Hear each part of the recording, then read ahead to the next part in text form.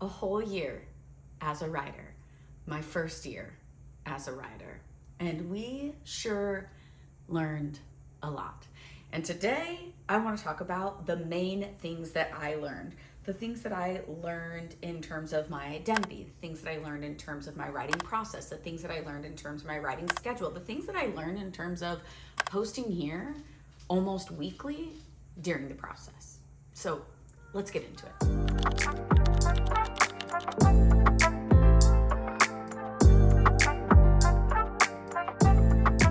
If you are new here, this is the first vlog of mine that you are watching. I'm Kayla. I am a newbie writer, and this last year I spent the year learning how to write a young adult dystopian fantasy based on my experience in growing up in poverty. And since then, I've kind of put that book on ice, and I have a bunch of different ideas as I've explored myself as a writer. So yeah, things are changing. That's not like my intro anymore. I'm not like writing a young adult dystopian fantasy on my experience growing up in poverty. I have so many different ideas, and that will be for another video. But today I want to talk about all the things that I've learned. First of all, it's so weird to, I think, do something really new when you're in your 30s. And I'm not even in my early 30s anymore, y'all. I'm in my late 30s. And I just feel like the older that we get, like you're obviously, when you're in elementary school and school in general and in your teens, you're always doing something new. You're exploring the world. But even in your 20s, you're usually doing so much new stuff, learning new skills constantly, all the time, finding your hobbies, finding your people in your career, getting great at your career, learning new skills with that. And so by the time you get to your 30s, you're like settled into your hobbies, you're settled into your friendship groups, you're settled into your career and how to get better at your career. And it's like this last year, I have done so much. Like, we moved to New York just the year before, so it was like all of 2025 was getting settled into New York, creating new community here. In this year and in the last year after moving to New York, I've even changed my career. And you know, if you've been here before, that I am a business owner. I own my own business, so how I serve people has become different, and what I've honed in on has become different. So that has been different. But on top of all of that, I also started writing. It's like moving to New York was such a catalyst for so many things in my life. And writing is a completely new identity. This isn't something I know a lot of writers, as I've watched AuthorTube and stuff, and as I've been on Substack, they've been like writing since middle school. A lot of people have been like writing books since middle school, and y'all, no. That was not me. I've always wanted to write a book. I've been thinking about writing a memoir for over a decade now, probably like 15 years, and knew that I would eventually. But since elementary school was probably the last time I considered myself a writer. I used to write like a bunch of little poems and little stories and things like that. And I don't say little to like belittle it or like poo-poo on it, just literally small, short things. And it was fun at that time. And I remember, I'm not close with my dad, but I remember my dad even telling me, maybe you'll write books. And now that I've been writing and stuff, I also remember in high school, my English teacher was like, oh, you should pursue like an English degree. I remember hearing that from class, but I was so into the sciences, and I had so many passions. But anyway, so it's so interesting to do something brand spanking new.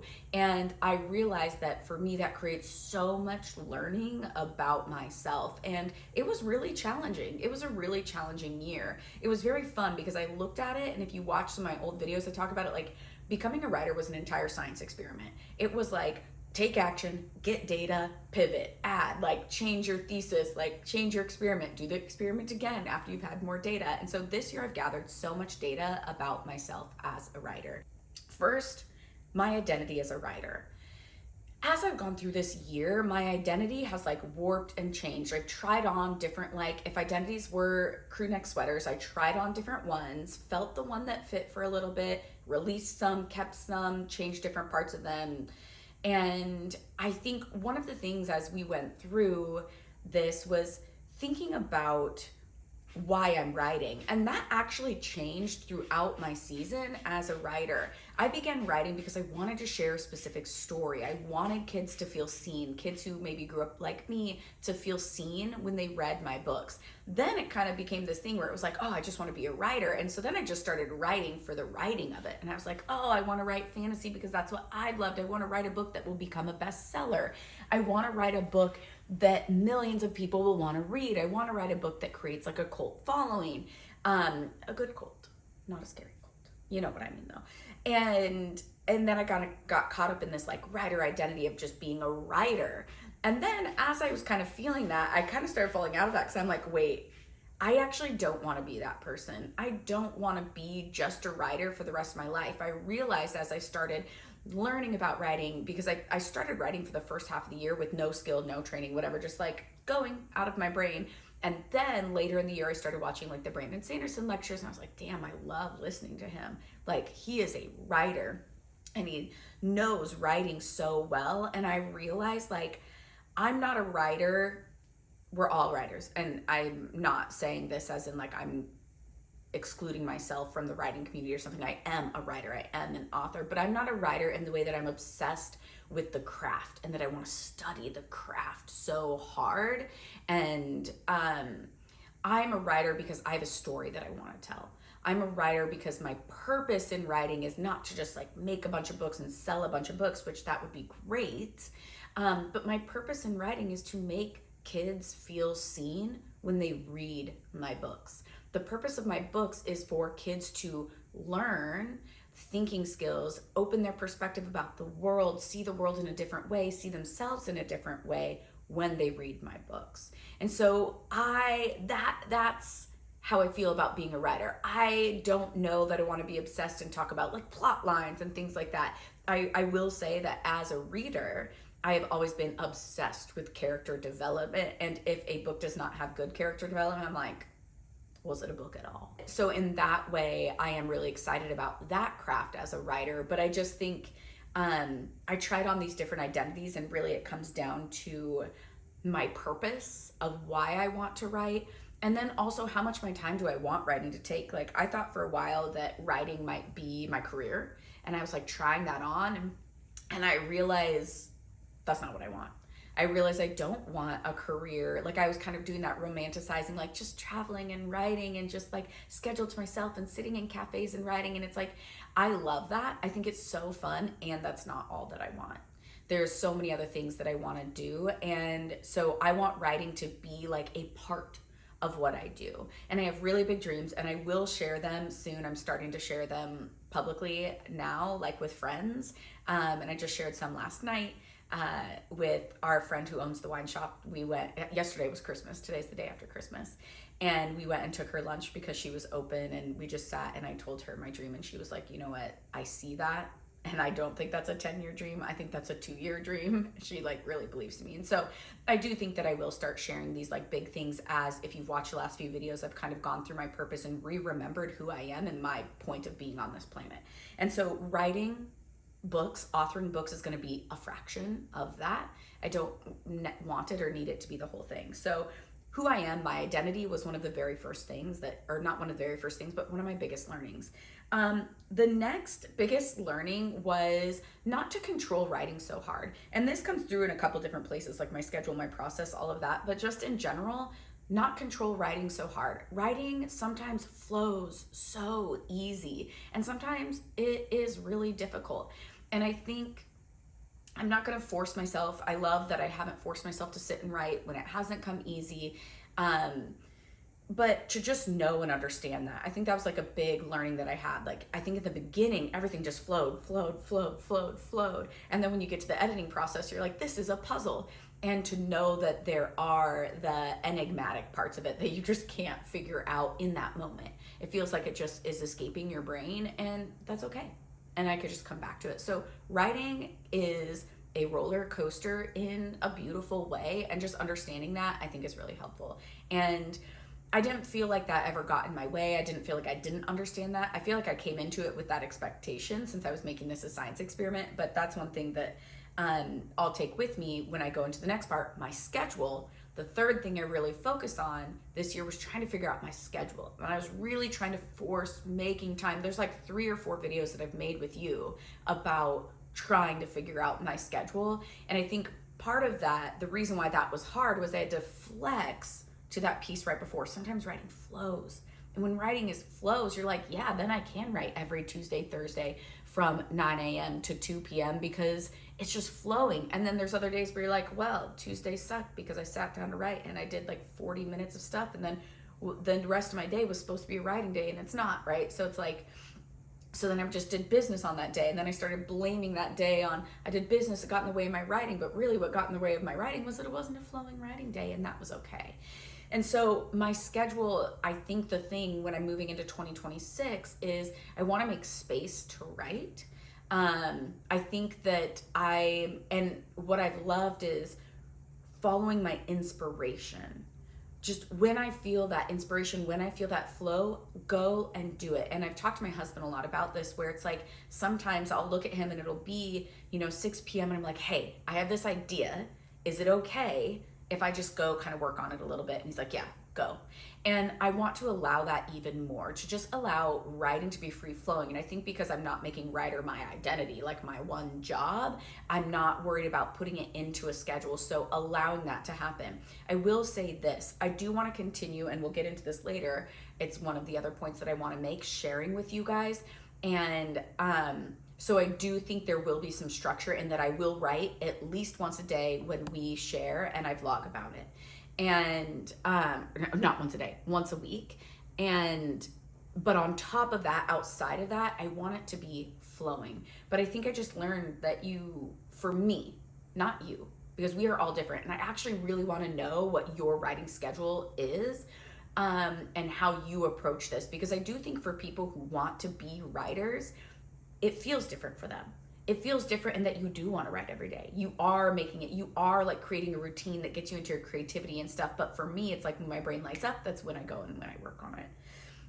So I don't want to pigeonhole myself into any one thing. I will have a day where I am going to work on my writing. I'm also going to vlog about it.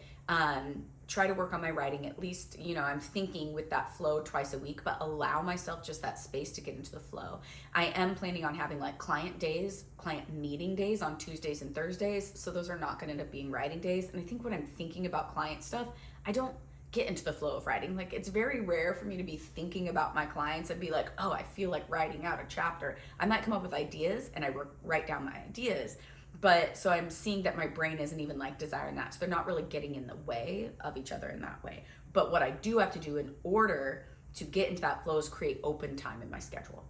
And so Monday, Wednesday, Friday, Saturday, Sunday, allow myself to write on the weekends. Before I was saying I don't want to do anything on the weekends. I don't want to work on the weekends. But I'm finding if I just allow myself that flow, maybe I don't really do anything on Friday, but then on Saturday, I'm like amped to work. And so that's one thing that my husband and I talked about. That's going to be fine. My writing process. I have learned so much about this. And we're going to talk about it more in the next vlog, because as I have these 3 new book ideas, I think there's 2 that I want to commit to for this year in developing. I am going to test a new writing process with them. This year has been so exploratory because I've never been a writer before that I basically didn't have a process. Makes sense. Makes absolute sense. And I think that was a big struggle for me. It's so funny, and I think I mentioned this once in like the beginning videos, like, I don't know, I guess almost a year ago, because I started vlogging in March, but I started kind of brainstorming. Wow, cat. I started brainstorming before that.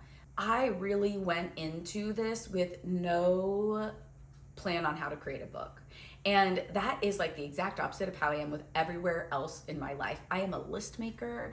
I think things through before I get, and I am like a very fast action taker. And so it's like when I have an idea, I was like, oh, I'll just start writing it. And really just, what's it called? Pantser versus planter. I would just, by the seat of my pants, go and start writing. But I realized, like, with my young adult dystopian fantasy that I started writing, and I'm not saying I'm quitting writing it, it's just resting. It's on ice, keeping it cool, because I want to really think through. What I realized as I started writing that was I had too many different plot ideas. I had too many different event ideas that were going to happen. I had too many different ideas for my catalyst. I had too many different ideas for what were the things that she was going to learn. And it was like I would just kind of put a little bit of it all in there. And so when I got done with it, there were so many great like scenes and things like that. But as a cohesive story, I'm like, she's learning 4 different things.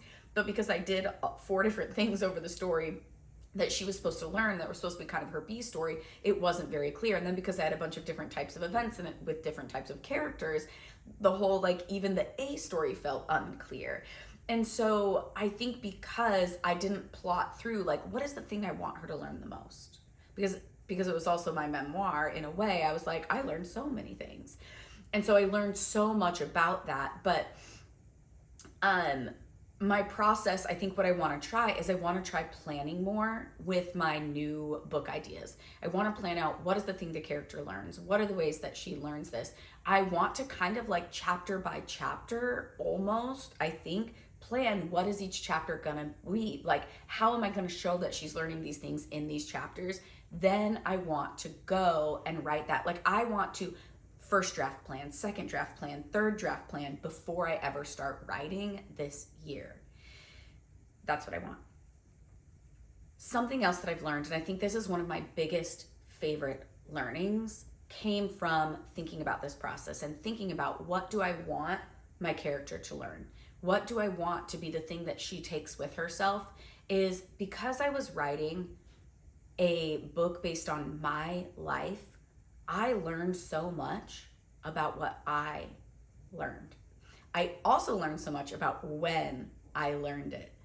And I learned so much about love for myself. I learned so much about even more compassion for the people in my family. Reflecting on your own life hard enough. Like, I've been to therapy, I've done a lot of coaching, and I felt like I was in a really good place in my life. I felt like I was in a really good place in my body. But I will say I am in a different place I never thought I'd be emotionally and in my body about my life.